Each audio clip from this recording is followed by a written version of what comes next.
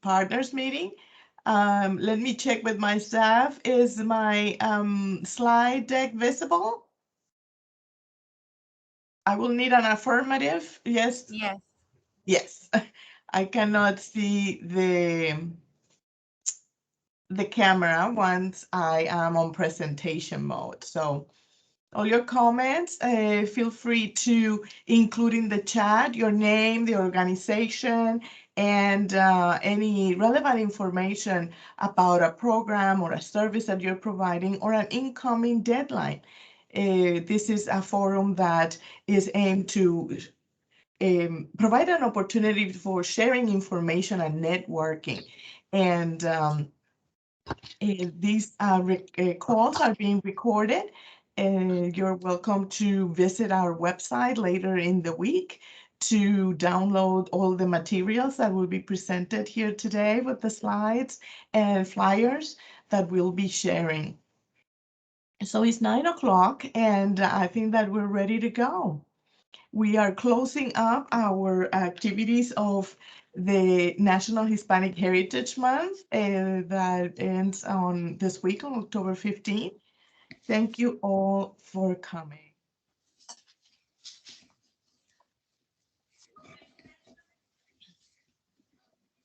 And the agenda for today will include not only updates from us, but updates from other partners. We are going to be talking also about some strategic direction discussions that I've been having. I started to have, and I want to include you in those. Also preparing to close this 2021, we only have two more partners calls, one in November and one in December. But we're going to be very busy here at the Chula Vista Community Collaborative during that time with our holiday support activities for the families and residents of Chula Vista. So I will be asking for your help on that. And we have a nice lineup of presenters as well. With some announcements. And just a reminder, put it on your calendar. Our next call is on November the 9th. And yes, we continue to be mindful about COVID around us. Good news on that we will hear more later on the call regarding the current status in San Diego, especially with African American and Latino populations. And of course, the conversation everybody's having about boosters and about the vaccine, among other topics. A very interesting mix today. And if you're not speaking, you're welcome to mute your phone so we can minimize the background noise.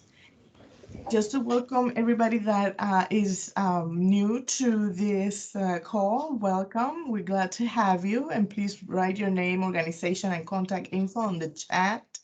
And we are the collaborative that, even though that is called Chula Vista, we really have a broader membership of partners throughout the county of San Diego and some local representatives of national programs. And we manage 5 family resource centers, which are currently open even when schools are in session. And one in particular, the Rayo de Esperanza one at Uptake Elementary, it has also a closet. So families can get some help with, oh, yes, you can mute your phone or put in the chat your information. And I was saying with Rayo de Esperanza, we have a closet there, and our family resource specialists will be happy to assist families that can benefit from those clothing, articles, shoes, socks, things like that for our families. So since we met last September, we have our staff meeting last week, and you see them with their glorious smiles and artifacts that represent some of their background. I brought in a little bit of my Afro-Caribbean music with Plena from Puerto Rico, and others brought in food, costumes, just something that really represents some of their heritage and the diversity of our Latino. But also we had members from other cultural backgrounds, including German, and we're very happy to have in staff many bilingual professionals. Also, yesterday, for the first time in the United States, we celebrated the Indigenous Peoples Day, and also a reminder that it was also the National Coming Out Day. A lot of time to reflect. And with the strategic discussions I was previewing about earlier in the call, we have made actually an accomplishment. We have received some technical assistance from the Center to Advance Community Health and Equity, CACHE, from the Public Health Institute. And that technical assistance is helping us taking the pulse about what we're doing in this post-pandemic. Also taking a look at who is around us, our steering committee organizations, other partners like you. And of course, the backbone of the CVCC, which is our staff, both paid and volunteer. And these strategic discussions I'm having, we are kind of reflecting as we put together our annual report and not looking at the data just by itself, but really seeing about the accomplishments and the challenges we have faced in 2020, 2021. Like many of you, we were on that survival mode, resilience, really, we had to close out. We have to really take care of ourselves, so with the safety of staff and clients. We had some budget reshuffling, like some of you also did. Some funds coming in, but especially with COVID, but other funds being reshuffled. And we had certain staff changes because we are part of what is happening across the board with some reshuffling of staff. And also for those that stayed, we are providing support in ways, or many different ways, depending on each case. And those include capacity building, more access to mental health days, and even assistance with some arrangements for childcare.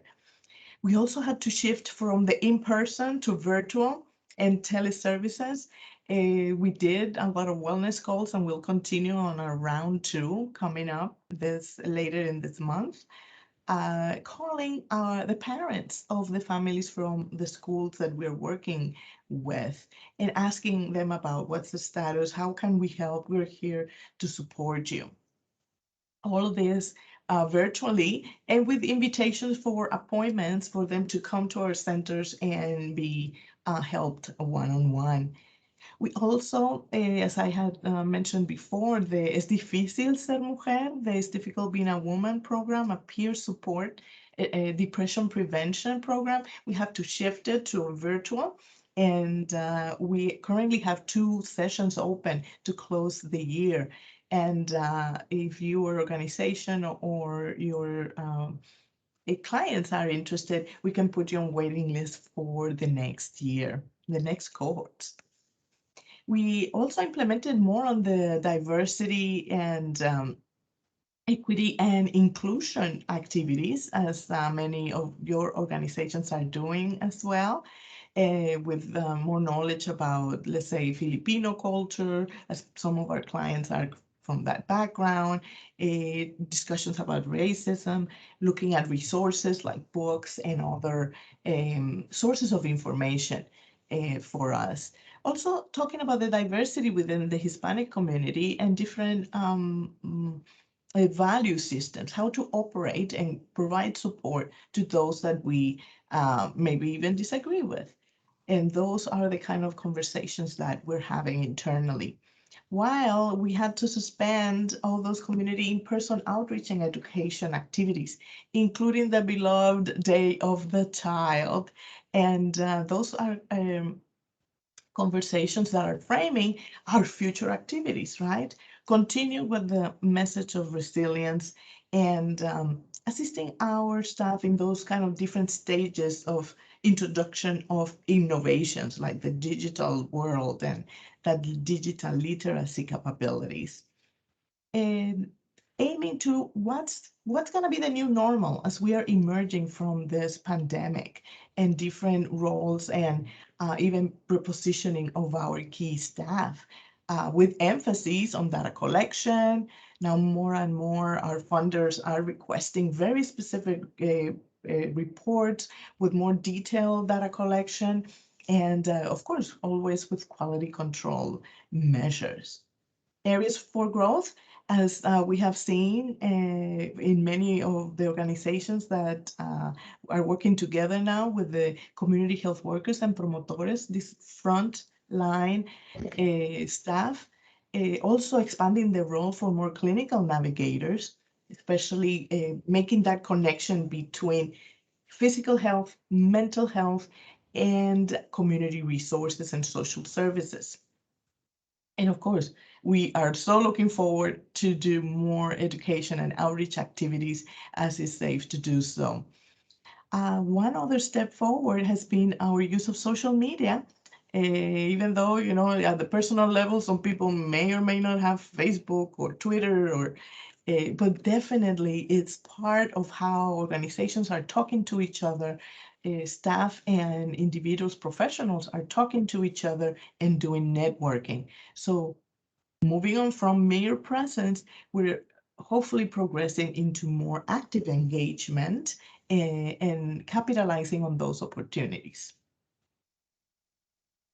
And with these conversations, we have had one-on-ones. We're starting a cycle of one-on-ones with my staff and other group meetings, also with the community steering committee members, also one-on-ones and group meetings. And I do want to hear from others, partners like you. And these are the kind of questions that you see on your screen. And if you then later download the materials, you can either communicate directly with me or answer the survey I'll be sending out about what does it mean to be a partner of us, how to measure partnership and collaboration, and what are the benefits to becoming a partner with CVCC or to continue that ongoing relationship. So I wanted to stop here for a second and give you the opportunity to either type in the chat or talk directly to me about these kinds of questions. And again, I will be sending this as a survey, and you're welcome to fill that out later on with more time. But just general, taking the pulse comments that may come from you. And if you're okay, let me stop sharing so I can see your faces.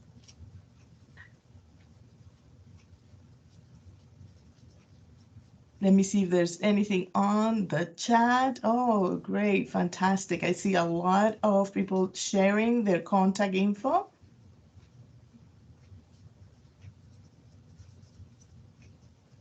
Any comments on what the contribution of CVCC or how you have engaged with us and how it has benefited you?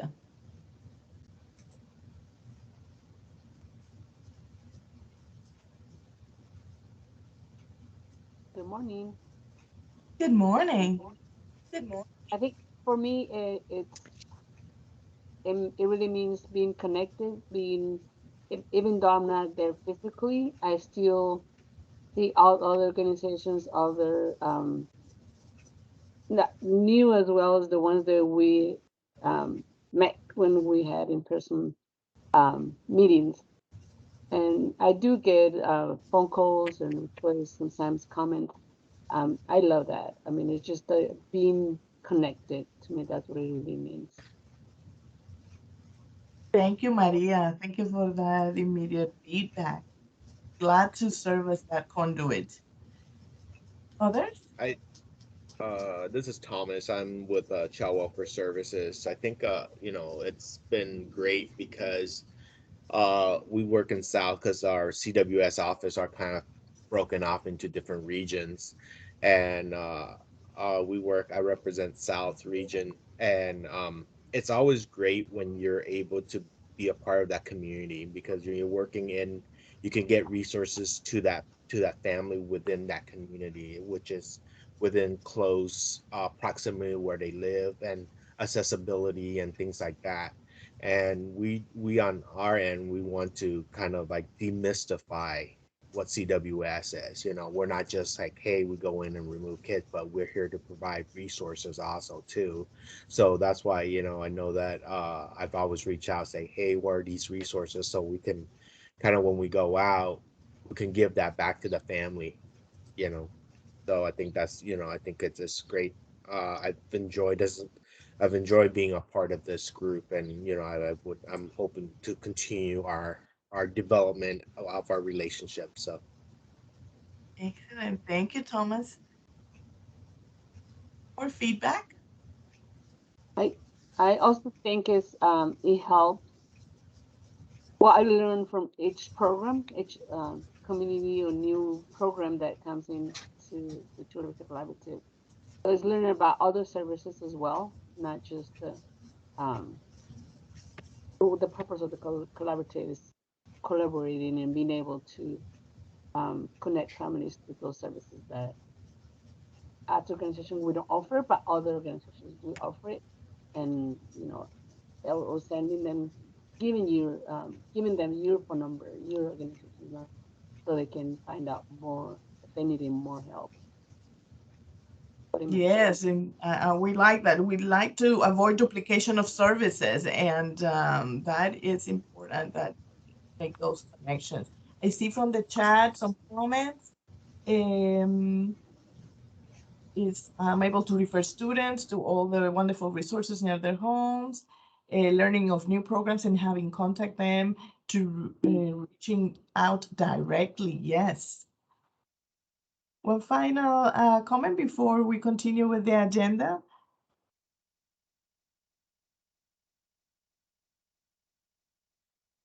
We're going to have more time in the survey to be able to capture all your experiences with the CVCC and plans for the future.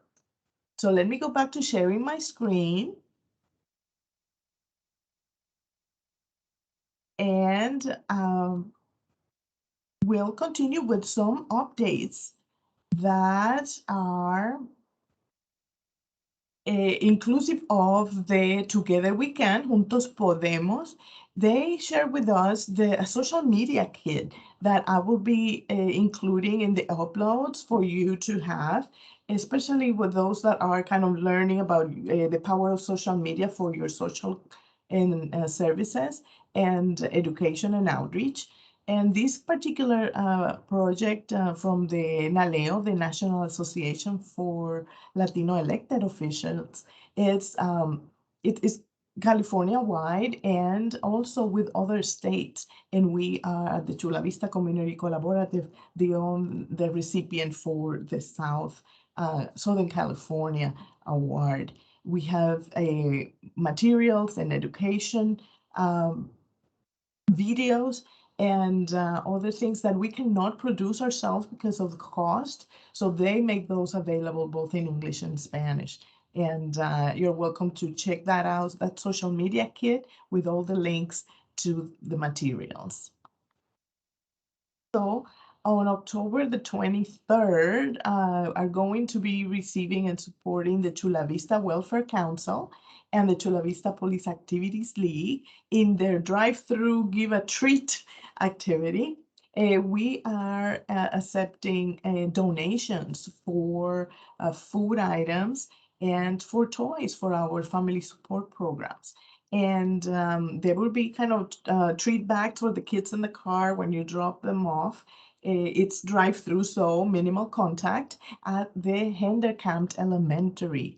in 930 East Palomar Street in Chula Vista. Will be in the morning, and on first come, first serve until we run out. We will be distributing those treat bags, and customers are welcome.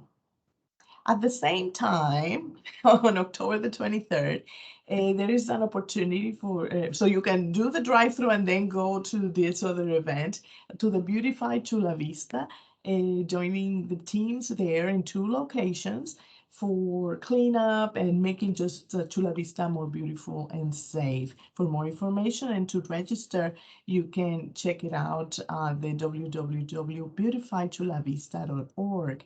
And again, all these flyers will be available for you to download with active links. Our update is a mammogram event from our dear partner San Isidro Health and others.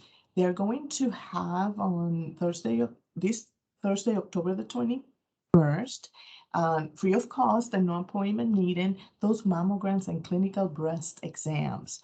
This month, we celebrate that the fight with cancer in breast, and it's important to do those preventive services.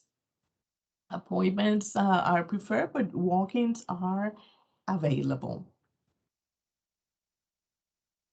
And there is some information that I thought it will kind of be a good miss to have. Our friends from MAC have the electric vehicle access program. And is there somebody from MAC that can tell us more about it in the call today? Yes, hello everybody. My name is Lizzie Parr and I am the EV Access Program Coordinator. Thank you so much for allowing me to come and share this amazing opportunity. This is open for anybody, any resident of San Diego County. So what we are doing is an EV navigation. We are helping low and moderate income families to access to those incentive and rebates. Adding all those incentive and rebates, families can save up to $11,000 towards the purchase of a new vehicle.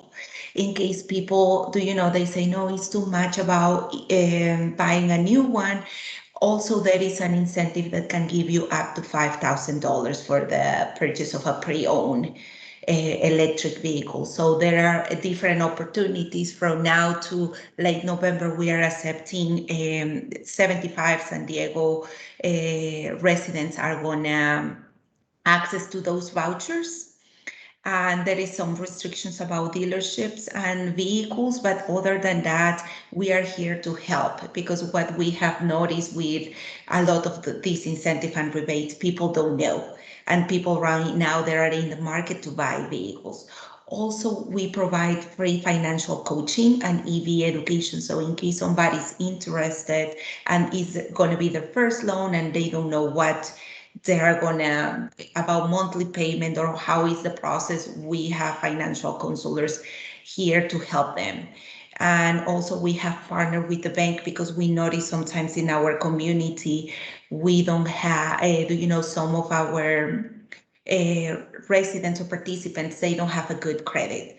So we are offering through Beneficial State Bank interest rate as low as 3.99 for individuals with credit score at 550. So I don't know, in case you guys have questions, in case you need some flyers, I can send those to you so you can share with your participants.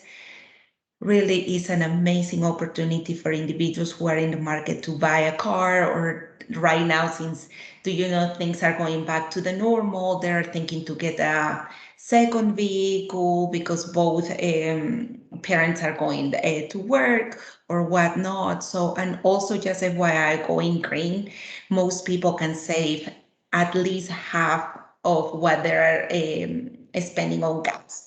So just to put you an example, it usually can cost you like 13 cents to drive a mile, if not more, depending which gas stations do you use. But in case you switch to electric, can cost you around 8 cents per mile. And also, there are other, depending the time that you charge, that can change. Fantastic. Thank you so much for giving us a little bit more info on the Max Electric Vehicle Access Program. And again, this flyer that you see on your screen is going to be included in all the materials that will be available for download. And also just contact here directly and or ask for more information. I'm sure there will be follow-up. Use the chat box to do that. Thank you, everybody. Thank you.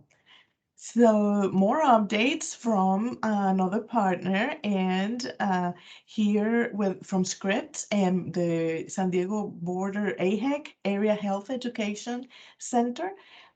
They are sharing with us that there's a free 2-day event in November, and there is a link there. It's going to be active link, so later you can check it out. With this trans-border region and the impact of public health and mental health. One key feature in this event is that bilingual facilitators and moderators will be available. And throughout the discussions on each presentation on this free 2-day event. So I encourage you to take a closer look at the agenda and register and participate in Reborder 2021. Anybody from this group that can expand on it? I know they send me the information to share, and that's what I'm doing now. And to close up 2021, as we are preparing, not only with the Chula Vista Welfare Council, with their donations with food, and also with the Chula Vista police activities with toys, we are asking you directly, your organization, if you are part of those donors and sponsors that can provide Thanksgiving dinners for our families. We are mixing it up with some gift cards for the purchase of the protein, usually from Walmart or Northgate, so we can stretch those dollars, food cans and boxes. If you cannot come on that October 23rd for the drive-through treat and drive-through, you can stop by any of our FRCs and make those donations, or let me know and we go to you and pick it up. Also for our Santa Shop activities, toys for boys and girls, gift cards for older kids. They're really more conscious and selective, and also with technology items, paint and drawing supplies. We have had requests in previous years for those. So, and not only like mechanical toys, those are welcome, but also more educational toys are welcome as well. And with the Adopt a Family program, either you individual or your program or even your whole organization can adopt a family. We're putting together some selected families with a profile, with sizes for clothing for the children and other necessities. And with that profile, programs or individual donors can select from, make a contribution and adopt that family. That's for December, but there's a lot of work that happens now between now and November for that. And you're welcome to check out a summary of our holiday season 2020 activities using that link. Well, coming up, I know that there has been a long list of updates, but I wanted to make space for our presentations, our official speakers, and we have a great lineup of mixed topics, inclusive of COVID, of course. And we will begin with this mobile pregnancy outreach and diaper distribution and parenting classes. So South Bay Pregnancy and Parenting Support with our speaker, Delia Luna. Let me stop sharing for a moment so we can swap the slides.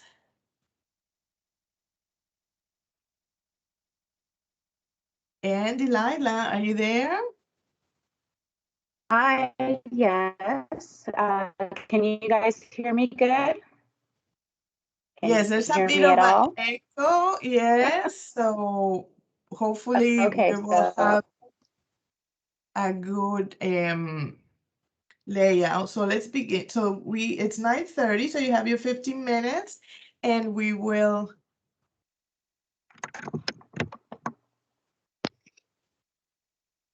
All right. Can you hear me better? Yes, way much better. We love it. Okay. I cannot hear you though. So I put in a mic so that you could hear me, but now I can't hear you. So I'm gonna have to take it out, and I guess you'll, or here, I'll just use this, do my presentation, and then I'll take it out when it's time for questions, and you'll just have to hear a very echoey person when I answer your questions. Okay, so hello everyone. Again, my name is Delia Luna, and I am with Real Choices Chula Vista, which is an outreach of silent voices, and we can switch the slide. So just to let you know, we began as Real Choices Chula Vista, operating under that name in 1984 in the Claremont area, and we provide free pregnancy testing and support. But in 1991, we actually moved to the Chula Vista area because we recognized that most of our client population was coming from this location. So we needed to be where the people were in order to serve them best. So we moved here, and it was in 2015 that we decided to change our name, or at least our client services name, to Real Choices Chula Vista. So that's what we operate under when we're serving our clients and when we go out to events or have our mobile services.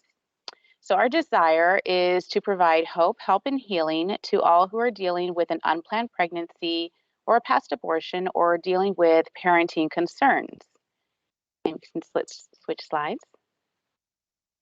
So we have different areas that we provide services in, and the first being pregnancy services. We also provide parenting classes, post-abortion support groups, and natural family planning. So as a nonprofit, we serve anyone who can benefit from our programs and services, regardless of income or status. So this would include all of these things that I've mentioned above. If anybody has a need, we'll be willing to serve them. So we have actually had grandparents who are watching over their grandkids come in for parenting classes, and we've had moms and dads that we serve, not just moms. So regarding pregnancy-related services, we provide pregnancy testing, prenatal classes, abortion education, adoption information, resource referral, and miscarriage counseling. Most of our clients start off coming to us for a free pregnancy test and to have a listening ear as they contemplate their options. So we share the resources that we have with them, but it can also include programs or resources that you have yourself. We learn about what you have to offer, and we will share that with them if we see that they have a specific need. So along with that, though, if you want to click that again, we now have the opportunity to provide free ultrasounds as well using our mobile medical clinic. So we have this mobile medical clinic that will be able to provide ultrasounds throughout the South Bay area and in areas that are convenient to our clients. So we don't have to just serve here at our place of business. So we can also serve them throughout the South Bay. So we are located here in Chula Vista, but we also take our van over to National City and Imperial Beach. But we are looking to also provide services in San Isidro, Coronado, Spring Valley, and into South San Diego. We have currently 2 locations in West Chula Vista where we take our van, and 1 in East Chula Vista. But we also go to National City and a location in Imperial Beach. We have done a service once over at the San Isidro Tianguis swap meet. We are hoping to do that again, but we're waiting for them to actually be more, get things moving forward. And so some of you joined us there at the Tianguis swap meet, and we were able to provide support to the people of San Isidro. All right, moving on. So on our mobile unit, we provide different services. One, the first thing being pregnancy testing. And once we find out that they are pregnant, we find out how far along they are, then we can provide unlimited obstetrical ultrasound. And this is just to verify pregnancy and viability, to check where the fetus is growing, make sure it's not in a fallopian tube. And we have our doctors who are able to verify that for us. So you can also see a photo of the inside of our lovely van. I think it's gorgeous in there, and I take it out to show it to people. And I don't know why, but the teenagers or the young kids, whenever they go in, they ask me if it's a party bus.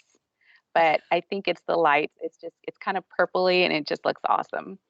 But it's a really, just wonderful place for women to come in and to see the ultrasound and just be able to enjoy that atmosphere of the first time that they'll be able to see the baby in the womb. Um, so while they're on board, again, we continue with the same type of services that we have in office. We will share with them about the resources that are available to them. Again, what we have to offer them in parenting classes and prenatal classes, but also what you guys have to offer. So I do have a lot of flyers of different other organizations on board, like WIC and ECS Head Start and other places that are beneficial to our pregnant moms. We also provide diaper distribution at some of our locations, and so we share that with our moms and other organizations. If you need to send somebody to get diapers, we do have flyers to show where we are at to provide the services, as well as when we provide the diaper distribution. So we partner with the San Diego Food Bank to provide those diapers. We also ask, though, if you are sending someone for diapers, the best thing to do is to give us a call first to make an appointment to receive those diapers so we can be sure we have the size on board, because we can't take a whole bunch on our van, so we only take a certain amount of each size. So we've had like 4 people come to us for size 5 diapers, but we only stock enough for 3. Then it's like, well, would you take a 4 or a 6? So we do that. But that is what we have to offer. And like I said, we go to multiple locations, but we are looking for new locations. So if you feel like you might be a place that can partner with us to provide this service, then we'd love to speak to you. Like I said, we're sharing at a location near the ECS Head Start. So that's one of our locations in Chula Vista, but we're also looking for other locations. And I know that we are probably going to be starting with the Care Center in National City. So just, finding places where we can serve the women where they're at, and just, partner with other organizations that have that same goal to serve our pregnant moms. Okay, next slide. So after the moms find out that they're pregnant, or even after they've already had their children, we have parenting classes, and there's different ways that we do this. So we have a Bridges to Motherhood program, and currently we do these in a one-on-one setting and in a group setting. So one-on-one, we can do that in our office during our business hours. Anytime the mom's available to come, we're going to work with her schedule to be able to work with her. And it's about an hour where we do a class, and then we have follow-up.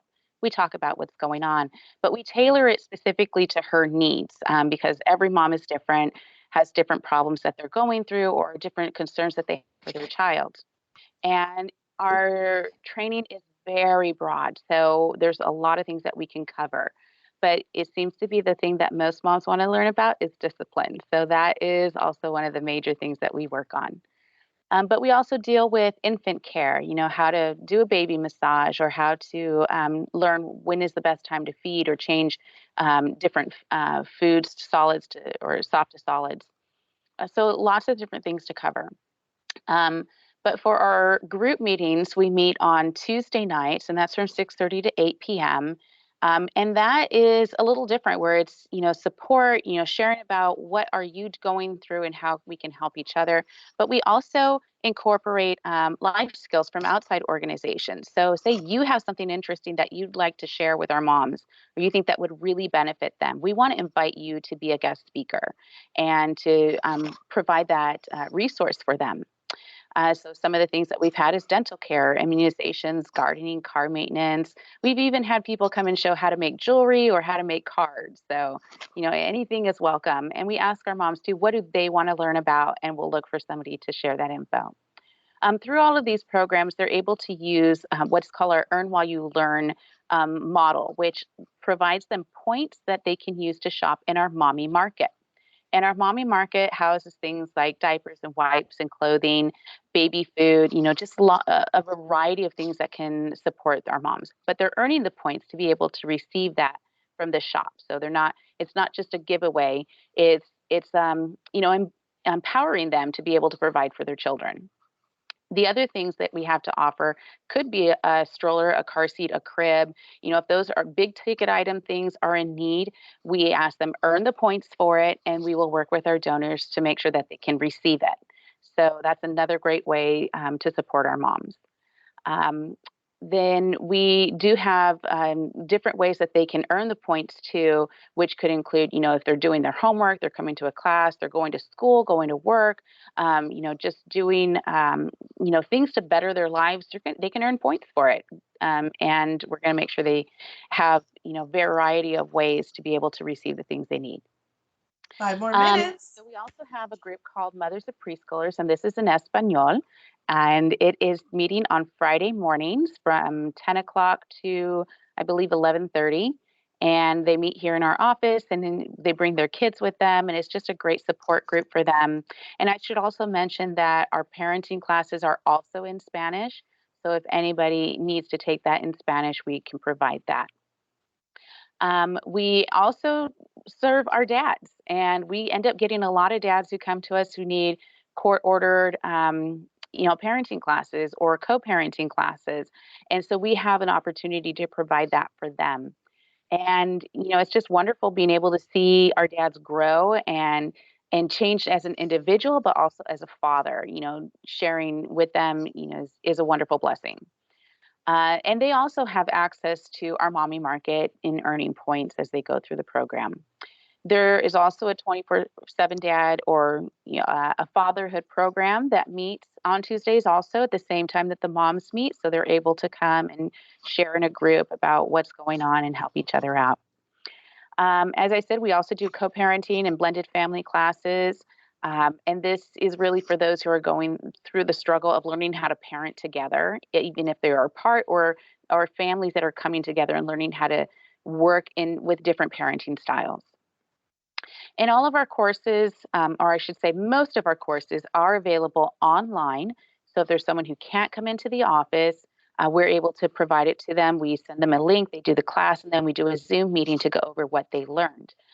If it's dealing with someone who is court ordered, though, we do ask, we can send them that class online, but they do need to come in for that one-on-one meeting so that we can make sure that there is growth happening there. And most of our classes do not require workbook, but there were a few that do. And in that case, there is a price for the workbook, which can range for $15 to $20. But if that is a cost that they can't afford, we do have scholarships to pay for that. Other than that, everything in our programs is free. As a nonprofit, we want to serve where best we can, however we can. Okay, next slide. So we also offer post-abortion support.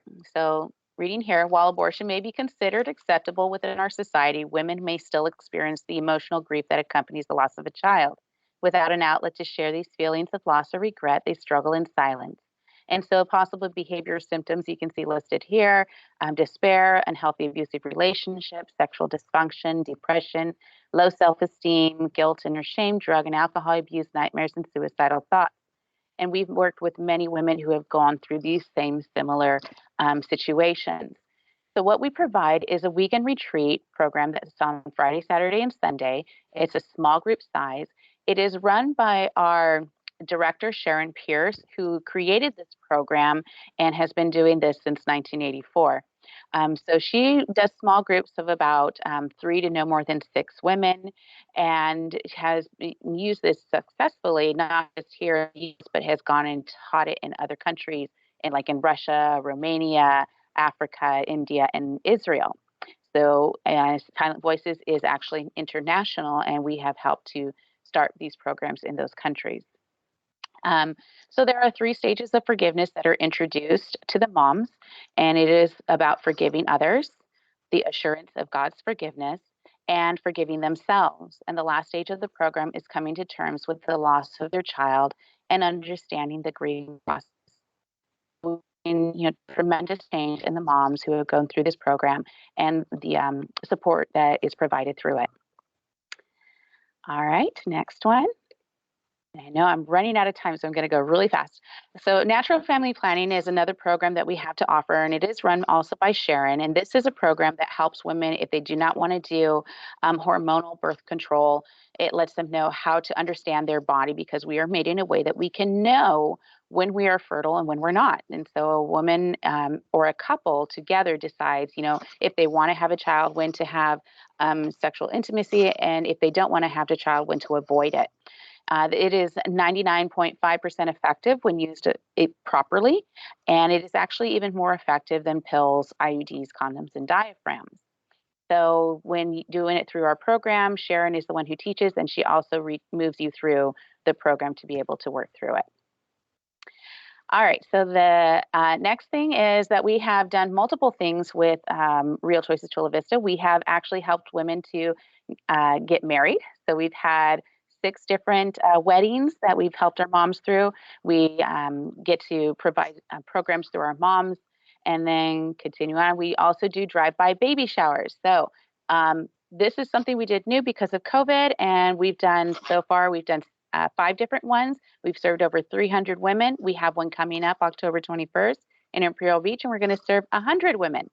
So it's been a blessing. We serve moms with gift bags and lots of wonderful things to help them. So different ways that you can help us is if you'd like to donate items for our mommy market, or you can invite your organization to host a baby shower, in other words, collect items for us, or host the drive-by baby showers with us. Or you can host a special Bridges event. We do a Christmas, Thanksgiving, Mother's Day events, and Valentine's Day. Or if you have something you'd like to share to our moms, give a presentation. So that is it. If you're interested in what we have to offer, you can give me a call. My information is on there. Or if you're interested about our pregnancy information, you can contact Selena Jacobs, and she is our registered nurse for our mobile services. That's it. Thank you so much. I know that it's a lot of information, and we have some questions in the chat. So let's take a moment here.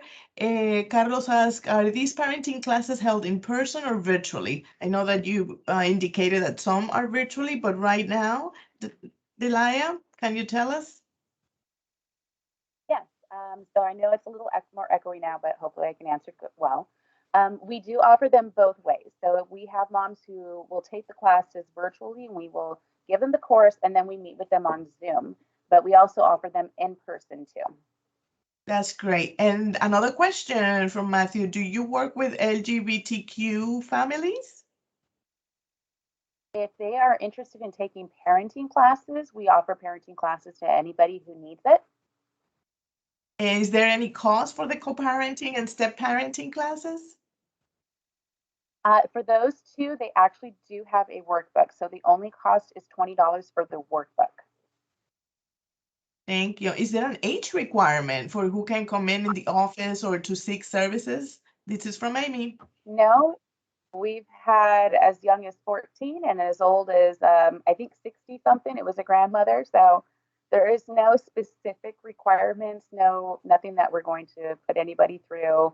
We don't need to see their income level or anything like that. Excellent. Thank you so much, Delia, and not only for sharing the information, your great attitude and ability to answer those questions. So please, if anybody else is interested in those opportunities, as she indicated, on how you can help, please contact Delia directly. And let me see who is. One more thing I just want to share. I will put in the chat the Facebook event for the drive-by baby shower if you'd like to share that, and just some of the things that we're still looking for to fill those bags. Fantastic. So we have more information coming your way. And again, always refer to the chat. Those are saved and you can access them at a later time. So thank you, Delia. And let me see, I'll share again. Do we have the urban corps, employment and education opportunities. Laura Hueso is sharing some of that information with us. Laura, are you here? Yes, I'm here. Can you guys hear me? Yes, yes. So Hi, it's my first tell time us, in Laura. this group. I'm very happy to be sharing this information and collaborating and providing these resources to all the community and all the organizations to help their clients. I am hoping to share my screen if that is possible. Okay, let me get out of here. And if you go next to the camera and the microphone on the top, there is that arrow and you can share your screen.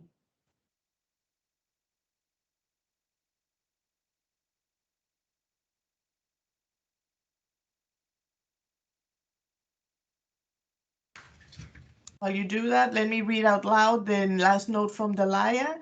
Share about the drive-by baby shower for Imperial Beach moms. And there's a link that you can access information on that from Delia. Can you guys see my screen? Not yet. Oh.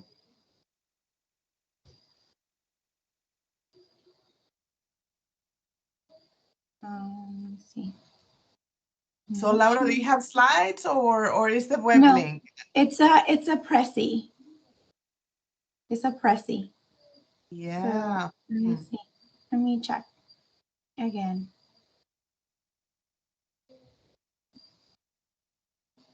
When you click on the share, it may give you a choice. Let me see. I don't see it. Next to the camera, next to the microphone, there is an arrow. So how Yeah, about if I did open share and it says screen share and I did that, but I can see it on mine, but I don't think you can see it on yours. Can you see it? okay. So Can you how see about it? we do this, Laura? You tell us a little bit about the program, and then if you can send us a PDF, I will upload that PDF of the information so everybody can access that, okay? All right, that sounds good. Let me hold on. Let me just get something real quick.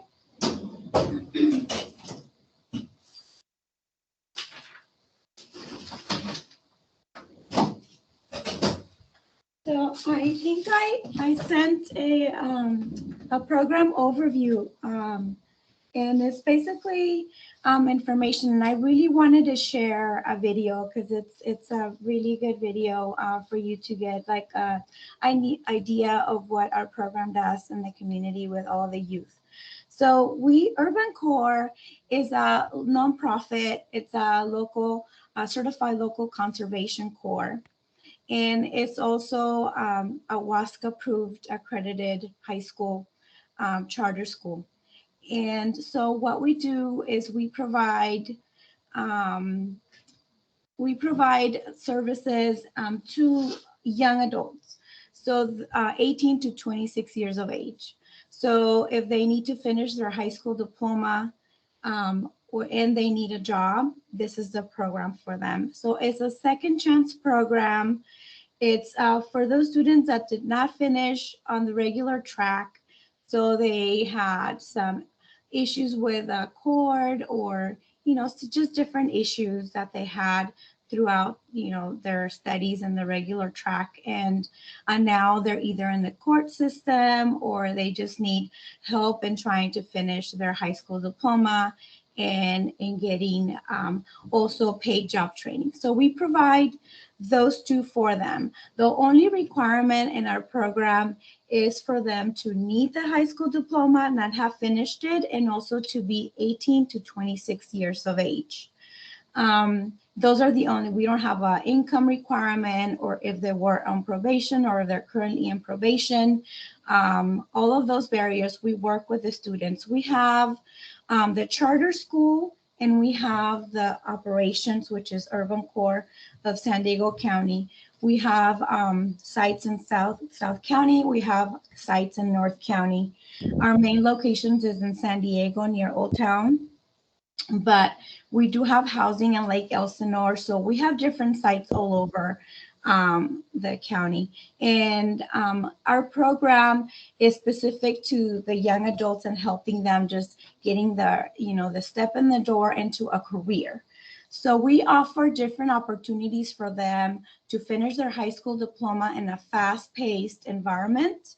And they go to school one day and they work 4 days out of the week in our different departments.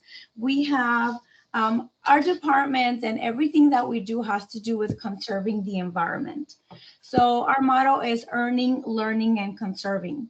The students earn their paycheck, they learn, and they get their diploma, and they help conserve the environment.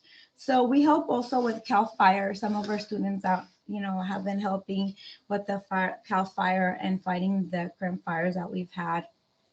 And so we have 3 different departments. It's community improvement services, and you might see them all over, everywhere, South County, North County, everywhere. Urban core, our vans, our students working out in the community. Yes, thank you. So those are community improvement services, and we do a lot of community cleanups, cleaning out graffiti, power washing, just beautifying our community.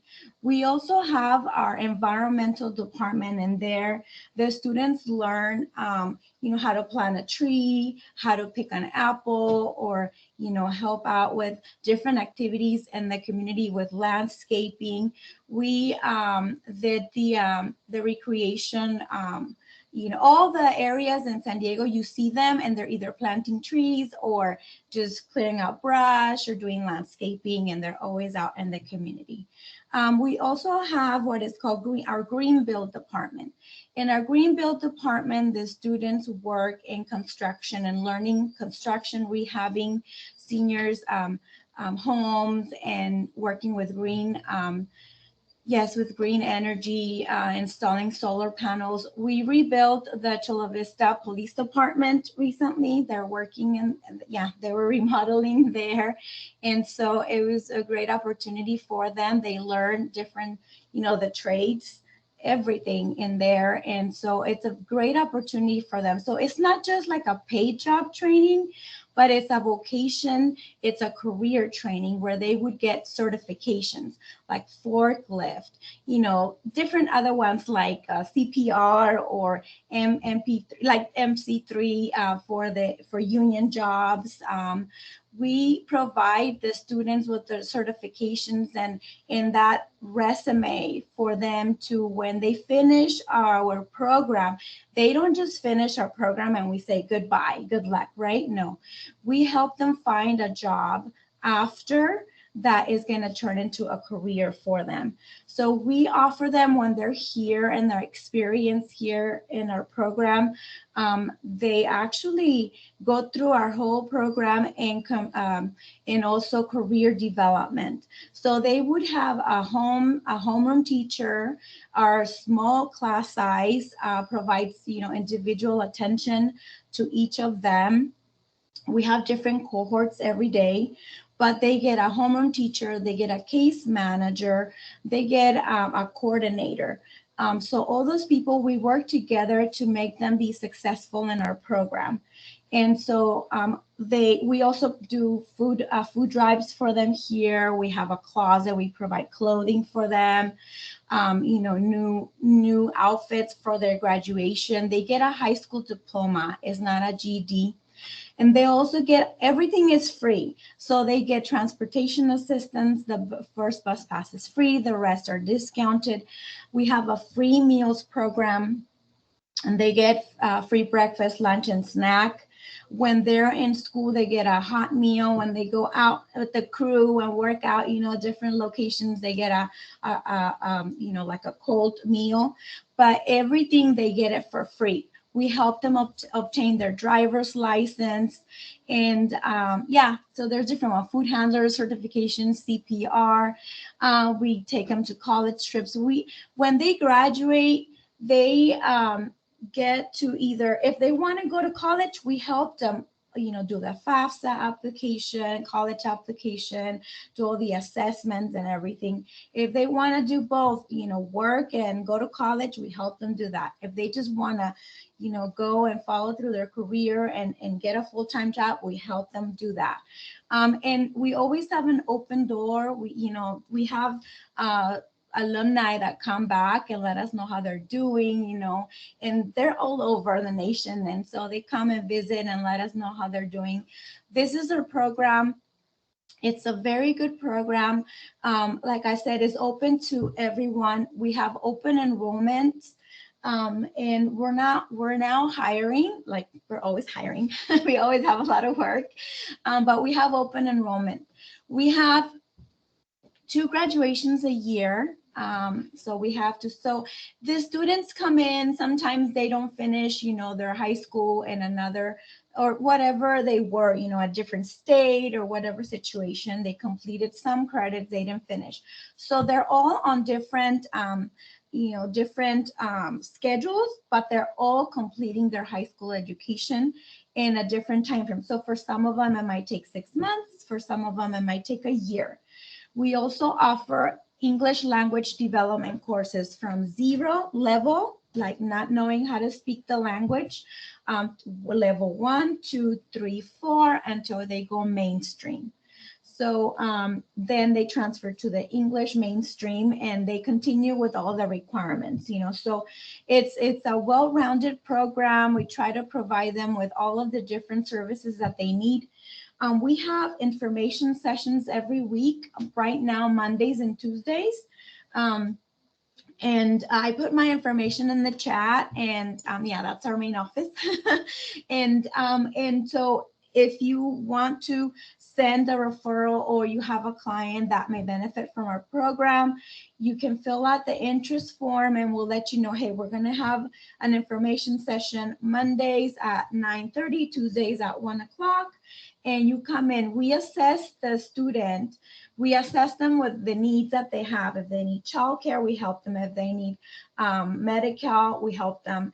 If they need other types of services, we work with probation officers and all that. So we just want to make sure that once they start, they're ready to start. So we provide all the services that they need. If we find that they still need, or they lack some resources and they need to work on those, we help them with that, and then they can enroll. They start right away on that first week. So that's why the information session is very important. We present the program. It's very short, about an hour or 2. And then we assess their situation, if they're ready to start or if they need other resources or services. They would start the same week, which is Thursday, Friday, and it's already paid. So they do their 8 hours both days, but because we do certifications like tool trainings, we do all different kinds of trainings that they need for them to start. We provide a full uniform, so they get measured for the uniform. They get their picture taken for the school registration. They do all the hire paperwork for the operations side, and then the registration for the school side. So it's a lot of different paperwork and a lot of training and information for them those 2 days, but they're already paid. So once they're invited back to start on Thursday, they're already hired. And so, like I said, we have a lot of opportunities here. And the only requirement, there's no like income level or, they have court, dates or probation or any of that. Doesn't matter. The only requirement is that they're between 18 to 26 years of age and that they still need to finish their high school diploma, that they don't have it. And so we work with all of them. And so this is a great program for if you have clients that need our services. We love referrals. And like I said, we're hiring now. And I'll be happy to share our program overview and e-flyers to Brenda Lee, and so she can share it with everyone else if you guys have any questions. I think I covered most of it. Yes, Laura, thank you. And thanks to David who uploaded the website and we were able to browse through it. We do have some questions before we move on to our next speaker. And it's, you mentioned the age range, but also is there support for someone with disabilities? They just need to be able to work with like a chainsaw, for example. We have students that have, for example, we have tutoring and one-on-one in our classes that are small size. So we do accommodate for 504s and different disabilities. They just need to be, and some of them, they're going through counseling for mental health issues and things like that. But we work with all of them. They just need to be well enough to work like on side of freeways, for example, or to be able to use a chainsaw because they use all that. They're cutting trees and using all these machineries and tools. So, I mean, that's the only thing. And they need to pass a drug test when they come in. If they don't pass, for example, they tell us that they're dirty or something, we give them a second chance to retest again. So, we understand that there's different barriers they're going through, but they do you take the undocumented? That's another question before we move on to our next speaker. Do you take undocumented? They have to have a permit to work. So refugees, everyone that has a permit to work, because we do report, we do report to the California Conservation Corps, and because we are with the district, with the school district, so we report all that. We do need, just an authorization to work. If they have that's what we require. Yes. So we have more questions, but I'm sure that you can take some time and answer them on the chat about finishing the high school requirements before they go to you, or do you help them with that? I think you already kind of started answering that question, and about the trade options available on your website. Please start by putting your website, Laura, for people to explore it and get to know more. I know there's a lot of information there. Yes. And people are asking for you to post the information on the chat. Yes, I will. And also, just one detail, some people say, oh, well, I'm already 26. I can't because this, but you can still apply when they're 26. And if they turn 27, 28, we don't kick you out. I mean, you are in the program. You came in when you were 26. You continue in the program as long as you're in good standing. So excellent, Laura. Thank you so much. Thank you so much. And do send us the PDF so we can include in the materials.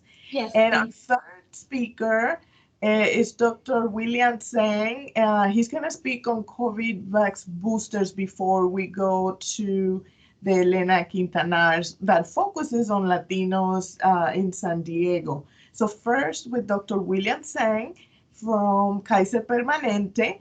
Thank you so much, Dr. Zhang, for accepting the invitation and coming with us today. I know we're taking away time from your patients, so we really appreciate you taking this time for explaining to us more about all this, what we hear about regarding the boosters.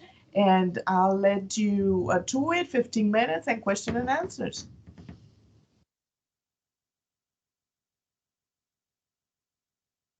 I think you're muted, Dr. Zhang. We see your slide. Can you hear me now? Yes. Oh, fantastic. perfect. I started off with this. Seriously, I said the two most common phrases last year that were spoken were "You're on mute" and "Can you hear me?" And by all means, I was on mute. All right. Well, thank you very much for having me. The booster issue, the COVID issue, has been such a controversial issue. Hopefully, I can give you guys some information and kind of make sure that we have the right direction. So I just start off really quickly to get the relative size. What is COVID? How big is it? And on the very right side, you see here, and right down here below is COVID, right at the little red spot right here. It's a little smaller than the wildfire smoke. So if you can smell that through your mask, that means things are getting through and coronavirus can get through. So kind of going into it, there's really three concepts I want to get through first, and then I'll go into the details. Because people can get bogged up in the detail. But the first idea is the difference between sterilizing immunity and protective immunity. So sterilizing immunity means you get this vaccine and you are good for life. You will never get this thing again. And protective means you get the vaccine, you may still catch it and you can still transmit it, but you won't die from it. And 99% of the virus or vaccines that we have right now is really of a protective type immunity, like hepatitis, tetanus. I mean, you always need boosters once in a while. The key thing is that when we did the study starting from last March, it really, it was powered for the primary endpoint of protective immunity. We're trying to protect you from dying, not protect you from the virus itself, like protecting you from infection. So whenever people talk about the percentages, always ask, are you talking about hospitalization or are you talking about infection? And remember, we're always talking about, when we do the studies, mainly protective immunity. But what the press and everybody likes to do is say, hey, what's the protection against infection now? Not just against hospitalization and dying. But again, the very beginning, from the very onset, it was always about protecting people from dying. All right, the second concept that I wanted to get through is, how do drugs get passed? Why is FDA says this and CDC says that? But basically, the role of the FDA is to say, my goal is to protect the public health by assuring safety, efficacy, and security so that this is safe and that it works. The CDC's role is really to develop recommendations on how to use these vaccines to control disease. So it's more of a clinical relevance. One is to say, yes, it works and that it is safe. One is to say, well, this is how we should apply it. So FDA always goes first, then it passes on to what's called ACIP, and you hear that term. It's a Committee on Immunization Practices. So these two work together. So FDA passes something, a CDC or /ACIP, it's a branch of CDC, will review it, look for the clinical data, and say, how do we apply it? So you always get a delay between the FDA and the CDC. Usually it's about a week or so. All right. The third concept and last one is, we talk about boosters, but there is a role of what's called additional doses versus booster doses. Okay, so essentially what it is, additional doses, once you give the vaccine, but you never build that neutralizing antibody, that antibody enough to kill the virus, then you need an additional dose, because you never get to the adequate dose. The second is what's called the booster dose, meaning the dose of vaccine worked. You got up to the good level and it's killing the virus, but it starts to wane, starts to get less and less. And then you need a booster dose. So additional dose means you never ever got there. Booster dose means you got there, but it's starting to get weaker. Now we got to do it again. So like tetanus, every 10 years, right? You start to wane your immunity and then they boost you up again. And these 2-3 dose vaccines are not uncommon. Think about hepatitis B, it's a 3-dose shot, right? And then zoster, so there's a lot of them that are more than 1 dose. So it's not abnormal to have more than 1 dose vaccine. All right, I'm going to start getting deep into it now. I know there's a lot of writing here, but basically, if you look at the top line, and these are all linked because, misinformation's out there. So if I send it out, you can click on it, it'll go to the exact CDC website or the FDA website. So on August the 12th, the FDA gave to me basically additional dose of vaccine for immunocompromised patients. So remember, we said immunocompromised patient, when you give them the vaccine, about 50% will take. Meaning they don't get enough that it really protects you well enough. They may get some, and some may get a higher dose, but in large part, they don't get enough vaccine to be fully protected like people without not on immunocompromised medication. So after August the 12th, like I said, FDA says something, then CDC follows. August 13th, CDC says, yes, we're going to go ahead and move forward with the additional dose. By that time, they had already seen that, hey, by giving a 3rd dose, you're really not getting side effect. There's no increase in side effect. So it was okay. It was safe to do. So here's the list, and this is for your reference. Solid tumors, blood tumors, solid organ transplants, CAR T medication. So this is kind of the list of who should get that additional dose of medication. And then they also add in there one line, which I thought was very important. It is recommended that immunocompromised individual discuss monoclonal antibody, meaning that monoclonal antibodies are a great thing for people who are infected with COVID. They really take over your immune system temporarily when your immune system can't do the job. So that was the beginning of the additional dose, not the booster dose, the third dose. Now, the booster dose, this is like about 2-3 weeks ago. So September 17th, Pfizer authorizes the booster dose. And they looked at it and they based it on the Israeli data where they showed that after about 6 months or 8 months, the vaccine wanes and then it starts to go up and infections start to go up. What they did in Israeli data is that they looked at the older population, the younger population they looked at as well, but it wasn't as bad. And what they did was they kind of made a correlation to say, well, if it's older people, we should do it for the younger people as well. CDC waited a week, reviewed the data again, and made recommendations as well. And again, what they're saying is that if you, number one is if you're 65 or older, just get your booster, no question, just do it. For 50 over 64, you want to look, you want to wait 6 month series and look to see, are you immunocompromised? Do you have diabetes or chronic lung disease, something that makes your body a little weaker, more susceptible to the virus? And then the third one is basically 18 to 49 with underlying medical conditions. You can, but you have to weigh your own risk and benefits. And then the last group is anybody who works in an environment where you are at risk, institutional setting basically. So they left that pretty open for boosters. So if you work at a healthcare facility or work with a lot of patients, then you do belong in that category and you should get booster. So these are the 4 categories that should be getting Pfizer boosters. Again, Pfizer boosters right now. So 65 or older, 50 to 64 with medical conditions, 18 to 49 with medical conditions, and possibly risk benefits tolerance. And then the last one is really anybody who works in a healthcare facility.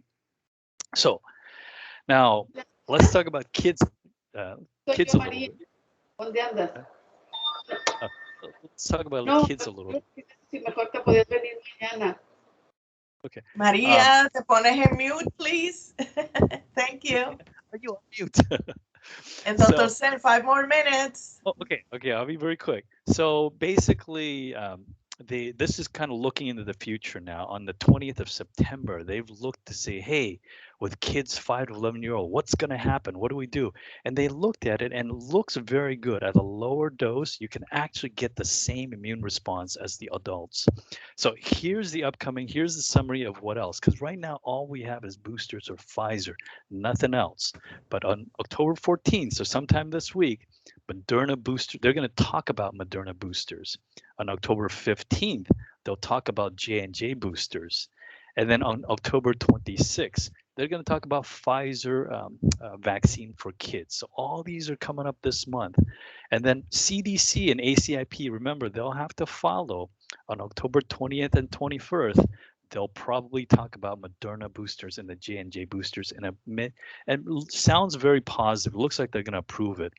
And then November 3rd, agenda, again, still not out yet, but more than likely they're going to talk about the Pfizer vaccine for kids. So if you want to start planning, start thinking about boosters, probably by the end of the month, you will be seeing boosters available for Moderna and J&J.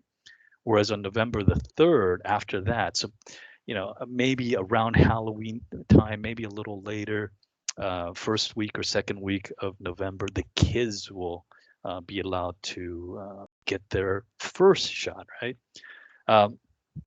So again, here's kind of the things I put together. They're making it easier for you. And the idea right now is to try to make the preparations easy enough that you can go to your pediatrician's office so you can get it there. They're making the ultra cold storage last a lot longer. You can put it in regular fridge.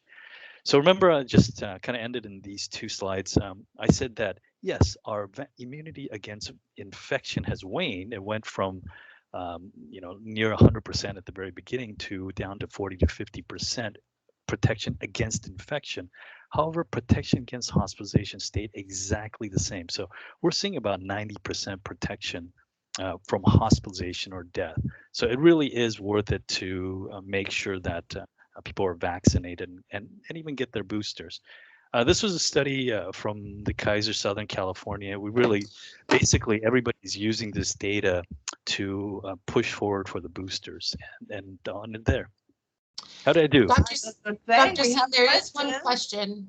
Sure. Yes, there is several questions in the chat. It will begin with Matthews. Any data or updates on receiving an mRNA booster after J&J initial vaccine? Yes. So J&J will come. Like I said, on the 15th of October, FDA will talk about that. And then CDC will talk about it either on the 20th or the 21st about the J&J booster doses. But J&J boosters look really good. So they had like 100% protection against hospitalization and death after 28 days of the second shot. So it's actually very good. But yeah, that's coming. Yes, thank you. Laura asks us, how effective is the J&J booster going to be compared to the Moderna or the Pfizer's?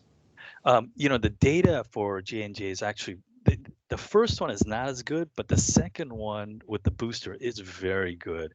The boosters, you're looking at the boosters to protect you from infection, not just for hospitalization, because we already have it for hospitalization, but protection. Now, the idea is that, hey, look, we want it for healthcare, we want it for seniors because they're more susceptible, and for healthcare workers, you may not die from it, but you may pass it. And if you're in a hospital caretaking environment, you don't want to give it to any patients. You want to make sure that you're even protected against getting infected altogether. But against dying, that has not really waned. That immunity has not waned, even in the setting of the Delta variant. So our vaccines have done amazingly well. I don't see the hesitancy, but anyways, I'll leave it there. Thank you, Dr. Seng, for your time. Thank you for all you do with patients, for educating the public like us. And there will be some other questions and regarding like where to go and so forth. That's of course more at the local level. So we appreciate that information you shared today. If you can send me those slides or in PDFs, we can put them, upload them in our website so people can actually take a closer look at those live links you mentioned. Okay, all right. Thank you so much. And we have our last speaker. I know that we usually end at 10:30, but our time, the block of time is usually until 11. I do want to have Griselda Cervantes talking to us about now focusing on South in this area with Community Vax Project. We have the slides. let me put that there. Ta-da, ta-da, ta-da. Can you see them, everybody? Yes, I'll put the slideshow and you tell me, Griselda, next slide, and I'll pass it along.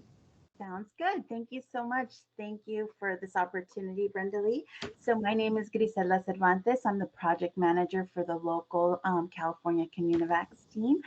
And before I jump into the findings, I just want to tell you real quick about Communivax. So our mission, Communivax really is a national coalition of social scientists, public health experts, community advocates, and we're working to broaden COVID-19 vaccination coverage within Black and Hispanic Latino communities to strengthen their control over the trajectory of their own health and wellness moving forward, not just during this pandemic. This particular project is led by Dr. Emily Brunson from the Department of Anthropology at Texas State University, and then also Monica Shaxpana at the Johns Hopkins Center for Health Security at the Bloomberg School of Public Health. And funding for this project is provided by the Chan Zuckerberg Initiative with additional support from the Rockefeller Foundation. The CommuniVax Coalition is a large group, so we do have a working group that it focuses specifically on equity and COVID-19 vaccination with other strategic partners. And we also have 6 local teams working with these Black and Hispanic Latino communities across the United States. Here specifically through San Diego State, we are one of the sites, the California CommuniVax team, and we are led by wonderful experts in the field. We have our 2 team leads, Dr. Noé Crespo. He's an associate professor at the School of Public Health, and also Elisa Sobo. She's a chair and professor of anthropology, along with our co-investigators. Maybe you have worked with some of these individuals. We have Dr. Corinne McDaniels Davidson, the director of the Institute of Public Health, and Susan King, a global health professor at the School of Public Health. For this particular project, we did do some formative research early on. So we conducted an environmental scan earlier this year, and really we wanted to get a more context about our local situation and assess local and state infrastructure, our COVID-19 disease burden, COVID-19 vaccination policies. Part of the scan, we also interviewed key informants. So these were leaders in the community that were really involved in the vaccine rollout efforts.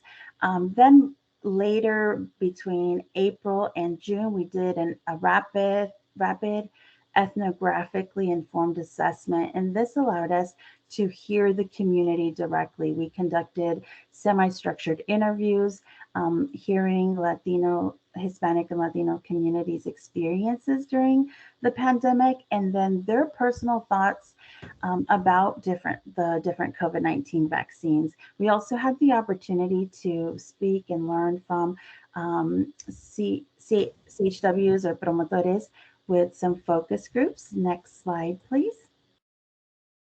And so really what I want to share today really stems from a local report, our local report that was released. And so I want to highlight 2 things. Barriers to vaccination uptake, things that we heard directly from the community, and then provide some recommendations that really will help ensure that we saw were successful in ensuring an equitable vaccine campaign among communities of color, specifically in our region for the Hispanic Latino community. Next slide, please. So if you can jump, Brenda Lee, to the barriers to vaccine uptake, the uptake slide. Next slide. Oh, sorry, is it not working? So I'll just talk through it, but the slide shows the different barriers to vaccine uptake. And I do want to take a moment to really praise all of you and others' dedicated efforts throughout the pandemic, and really, South San Diego, our work was centered around the Latinos in South San Diego, and they have had a remarkably high vaccine uptake. I think it's currently about 99% of eligible residents have had at least 1 dose. And so that's remarkable, and it really is because of all of your guys' efforts. And thinking about this and utilizing, applying some of these lessons learned to other regions, and thinking about those that are still unvaccinated, those that are overdue for their 2nd dose, and now even with this conversation of boosters for some individuals, we want to be able to understand some of the reasons why individuals are not getting vaccinated. And although we did have some traditional barriers for vaccination, so we heard early on, not being able to schedule appointments or transportation issues that were addressed early on, We also found in our data a wider set of reasons that fall under 4 main categories that go beyond the traditional vaccine hesitancy message. And so here you'll see the 4 categories are impeded access. These are the reasons for under this category. We're really still hearing issues, even though technically people should be allowed to take time off of work. We're still hearing that there are individuals that are not able to, individuals that are still concerned about falling ill and not being able to take care of their children, or an elderly adult with dementia. So there are several reasons, despite our efforts, in the community, there's still concerns and fears about, immigration related topics. And so then we also found another set of individuals, and these fall under individuals that are just indifferent, or they have a low motivation to getting vaccinated. These are individuals that they're not really thinking about it. It's not on the forefront of their everyday life. They feel healthy. They're not part of this high risk group. They're already, taking preventative measures that seem to be working for them. So for them, getting vaccinated is not a high priority. We also had a group of individuals that expressed or talked about things related to cautious delay. So the vaccine was developed too soon, even though we have lots of research and information on the efficacy of the vaccines. That's still a concern for some. We have others that they do have underlying conditions, and even though it is recommended for some, it's still a concern, and they have a fear that what if they get worse. So these are still things that we're hearing in the community. And then this 4th group, which is really individuals that don't want to get vaccinated, and it's either because they don't trust the healthcare system, they are hearing from healthcare leaders that say not to get vaccinated. So these are doctors, nurses, individuals that are in their close circle that are sending this message. Some individuals think that, the vaccines are just for money, or there were some religious or political opposition. So we heard lots of different reasons, and we categorized them into these 4 different groups. And next slide, please. So, thank you. So in our local report, we had a national report that was released. So I'm happy to share that with anyone that's interested. And in this, in the national report, we did really highlight some of the things that were identified as successful here. And we noted that it is important to humanize delivery and communication strategies for COVID-19 vaccines, and going to the community centers where individuals feel comfortable, like churches or clinics, hearing from trusted messengers like their physicians or faith leaders, promotores, and then also tailoring approaches to and messages to individuals, along with anchoring the COVID-19 vaccination efforts to hard-hit communities. So we had a lot of focus and effort in the South region because they were among the hardest hit early on, and so that helped with vaccine uptake in this vaccine campaign also. So all of this really is, ways that we need to continue to engage and work with the community and help them be a part of, their overall health and well-being, not just for vaccines, but also other, health related disparities that are seen among this community. In our local report, we kind of went deeper into these overarching recommendations and went specifically to recommendations that that really honor our location in San Diego. So some of the things that we highlighted are, for example, elevating DHWs or promotoras to a central position in the public health enterprise. We know that from the beginning, promotoras did an amazing job in really helping the San Diego's local response. They were on the front lines. They were doing contact tracing, testing. They helped with vaccination efforts.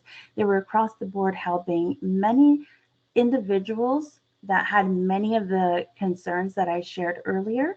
They helped have one-on-one conversations with them and encourage them and help them feel comfortable to get vaccinated. And so really they played an essential role during this pandemic. And part of our project is really advocating for a role for promotores to be a part of the core public health team, as opposed to temporary personnel or month-to-month contracts. Really having more sustainable funding so that we can continue to implement some of the great new infrastructure that was developed during during this pandemic. We also recognize,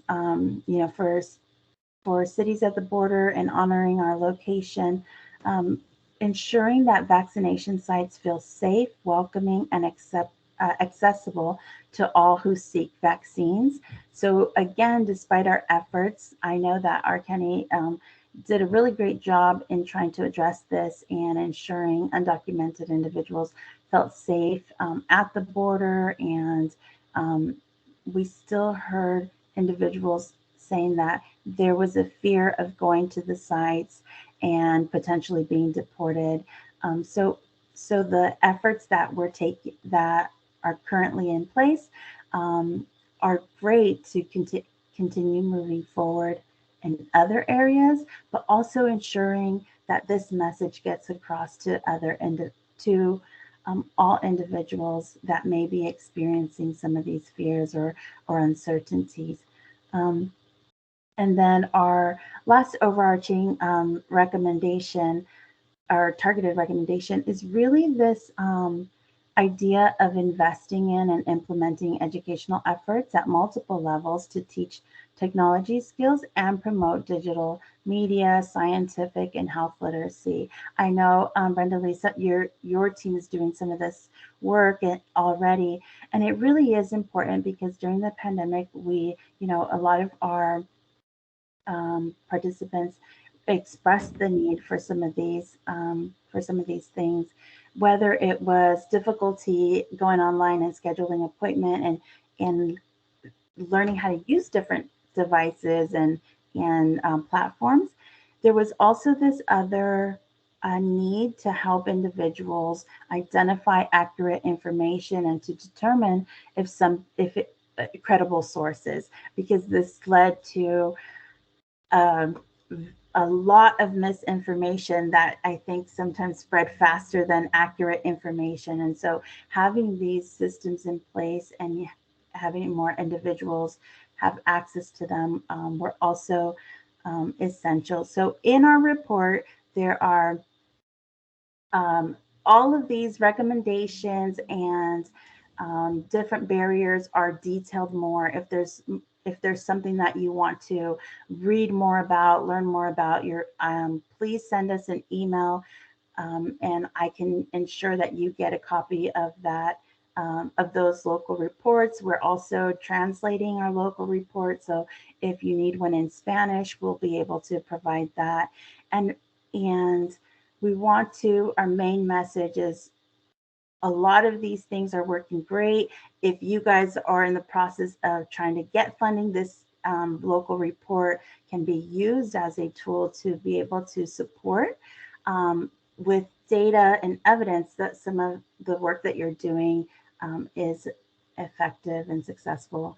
So you can use this report as a tool, but really it's our message is continuing these efforts that are successful and not letting it die down, so that we are prepared for this pandemic recovery, but also other issues, continuing to work in partnerships and overall helping the community themselves support their collective agency over their own health and well-being moving forward. Thank you. Thank you, Griselda. I know that that report is very interesting, going from all the macro level to the minutia of those recommendations. I am very proud to say that we contributed with your data collection, and we shared those invitations for promotores and community health workers to participate and also provide their feedback from their own experiences, all frontline workers. So thank you, Griselda. That report again will be made available with the materials, the slides from these presentations. And please put in the chat box your contact info or your question for Griselda, that she will follow up at a later time. We have kind of a minute or so for some announcements from partners alongside with our incoming calls. We have 2 more coming up. So if you're interested in sharing some of your information on a program or a relevant date, please let me know. And you will see on our webpage the schedule of calls for next year, so you can do already your planning.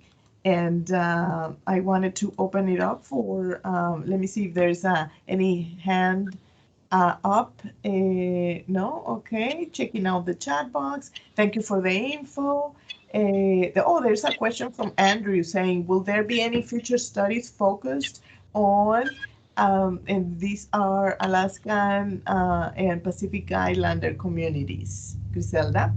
That's a great question. I know for Communivax, right now we have been focusing on Black and Hispanic Latino communities, but it's something definitely that I can bring to our coalition, the larger group, and see if we can work with that community as well. Thank you.